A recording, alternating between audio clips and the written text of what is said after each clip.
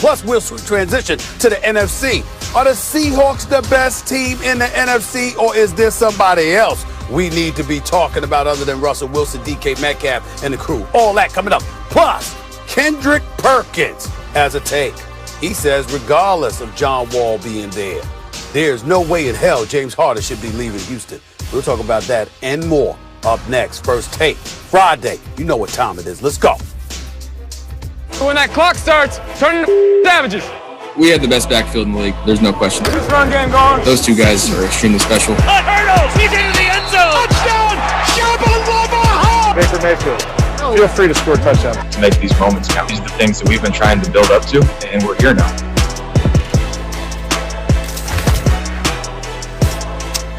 Hello everybody, Stephen A. It's not just Friday, it's a feel-good Friday, y'all. How we doing this morning? Good to see you both. We have plenty to talk about. Max, Stephen A., I'm Molly.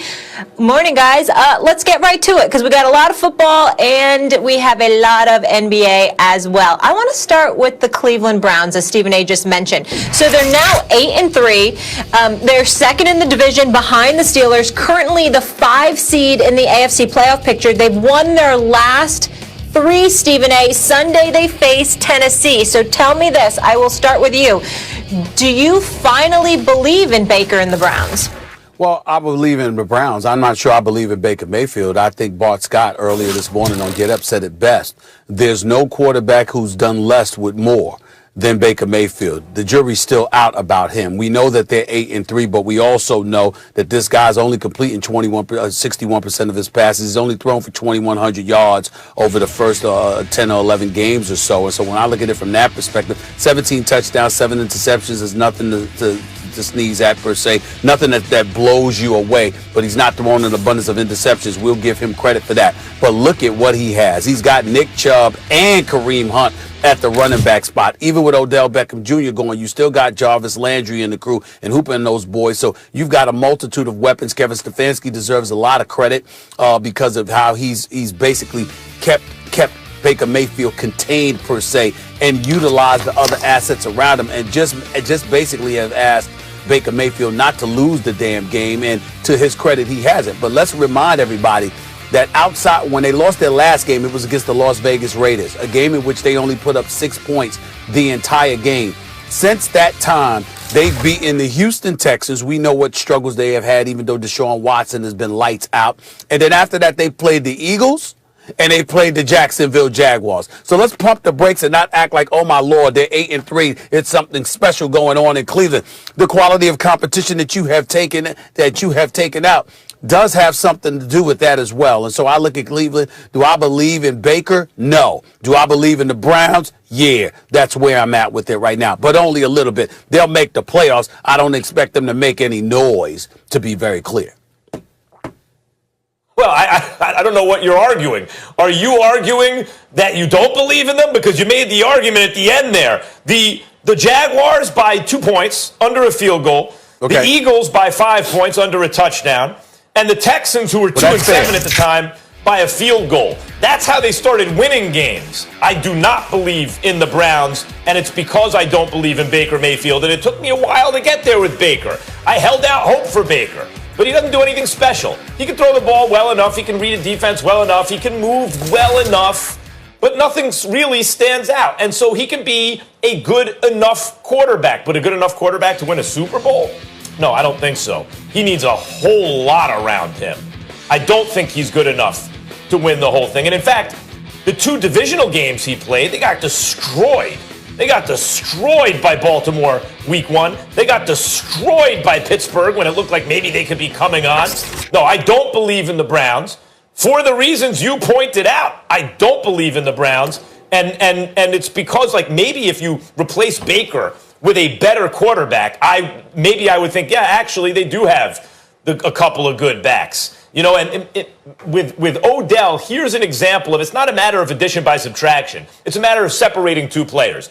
Baker Mayfield is better off without Odell because they have zero chemistry. And I know Odell is way better off without Baker. So, like, you saw the team kind of come together when there wasn't an issue, a zero chemistry issue between the quarterback and the wideout. But you're right, Landry is left. He's a really good receiver, and they got a couple of excellent running backs, and they got a good enough defense with some big-time playmakers. If it weren't for Baker, maybe I would believe in them. But Baker's on the team. He's only okay, and so I don't. Well, I would say this. The reason I'll say I do is because, again, to win in the playoffs, you got to have a defense and you got to have a running game. And when you look at the Browns' defense, particularly their ability to get to the quarterback, especially with Myles Garrett in there, obviously that's formidable. And then when you combine that with Chubb and Kareem Hunt, especially since Chubb has been back, you've seen what he's been able to do. I'm just of the mindset that when you look at them right now, you simply can't ignore what this guy is going to bring to the table. Their last 3 games, their 3-game winning streak, he's rushed for 126 yards, 114 yards, and then last week against Jacksonville, 144 yards, averaging at least 5.7 yards in each game, a carry in each game. Nick Chubb is that dude. This brother is something special. And so when you look at him from coming out of the backfield, you can take that kind of game into on the road or even at home, or, off Lake Erie in inclement weather. If you can run the football and you can defend, you can do some things, particularly to get to the postseason and be a potent threat to somebody else. So in that regard, I say, yes, again, I don't believe in Baker Mayfield either. But I do believe that defense could get to the quarterback, and I do believe that running game will go wherever the team goes. They can be at home, they can travel on the road. The running game will be there for them. The combination of the two makes me say to them, excuse me, I believe that this team could get to the playoffs, and obviously they can make a little bit of noise potentially. I just don't believe in Baker Mayfield. That's why I don't view them as Super Bowl quality. Somehow, some way, I think that he'll ultimately mess it up because an opposing defense will say, let's make Baker Mayfield beat us. The Browns have benefited from a very, very, very soft schedule. And in fact, even some teams that started playing better later on in the season weren't playing well when the Browns faced them. The Texans, for example, or earlier in the season, Washington, who's played better recently. So these are bad teams that the Browns faced when those teams were bad. But you even look at like the Bengals earlier in the season. They win. It was a 1-score game against Cincinnati. They don't win by very much when they do. And when they do win, it's almost always against a bad team. The Colts early on is probably their best win of the season. Another team that's played better as the season wore on. Look what's coming up now for them. The Titans this week. Then the Ravens. You would think the Ravens would be healthy and have their quarterback and players back by then. The Giants, who have also played better as the season's gone on. Then they have a gimme against the Jets and then the Steelers. So it's not exactly a murderer's row coming up because the Browns' whole season schedule was soft. But it is a tougher part of their schedule. I expect them to lose at least 2 of those games, and I don't expect them to get a win in the playoffs. Max, I will tell you this. I think that you're being a little bit hard on Cleveland when it comes to the softness of their schedule because you got to remember the schedule is set before the season is played, obviously. So who do they have? They've got the Pittsburgh Steelers twice. They've got the Baltimore Ravens twice. They're going up against the NFC South. The Tennessee Titans were in the AFC title game. The Indianapolis Colts were expected to do some decent things this year as well. And we didn't know Houston was going to struggle the way that they did, but Deshaun Watson has been balling. So when you look at that, and then you got them against the NFC East, we didn't expect the Cowboys and the Eagles to be this bad.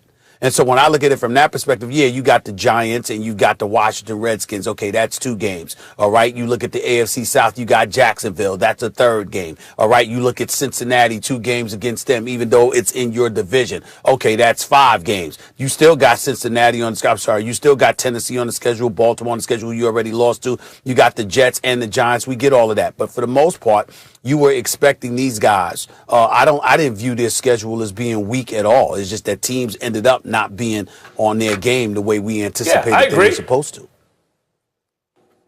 That's right. Looking at the schedule to start the season, you wouldn't say it's soft. It just turned out that way. But the fact is, it did turn out that way, and they only get wins against bad teams. Indy's good. One win they beat against Indy. a team where I look at the schedule and I go, that's a good team, is Indy. They got 1 win against a good team. All right. Speaking of wins against good teams, Mayfield is 5-12 in his career against winning teams with more interceptions than touchdowns. But we will keep it moving here, guys. We got a good one in Arizona as well coming up Sunday when the 7-4 Rams, they're going to visit the 6-5 Cards.